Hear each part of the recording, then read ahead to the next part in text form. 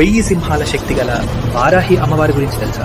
ఈమె కేవలం దేవత మాత్రమే కాదు, సాక్షాత్తు అమ్మవారి సైన్యాన్నే నడిపించే మహాసేనాధిపతి. పురాణాల ప్రకారం ఘోరమైన రాక్షసులను సంహరించడానికి దేవతలందరూ తమలోని దివ్య శక్తులను పంపారు. విష్ణువు నుండి వరాహ శక్తి, శివుడి నుండి మహేశ్వరి, ఇంద్రుడి నుండి ఐంద్రి, ఇలా సకల దేవతల తేజస్సుతో ఉద్భవించిన సప్తమాతృకల్లో అత్యంత శక్తివంతురాలు ఈ వారాహి. ఈమె కేవలం దేవత మాత్రమే కాదు, లలితాదేవి సైన్యానికే దండనాథ. వరాహముఖం, 8 చేతుల్లో అజేయమైన ఆయుధాలతో ఈమె కిరిచక్ర రథంపై యుద్ధానికి వస్తే ఆ రథం ముందు నిలబడే ధైర్యం ముల్లోకాల్లో ఎవరికీ లేదు. ఆ ఉగ్రరూపానికి శత్రువుల గుండె ఆగిపోవాల్సిందే. అందుకే ఈమెను పంచమిదేవి అని కూడా పిలుస్తారు.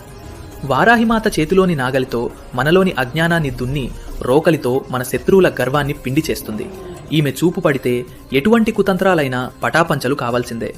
నీతిగా ఉండేవారికి ఈమె కన్నతల్లి, కానీ అన్యాయం చేసేవారికి ఈమె ప్రళయకారిణి.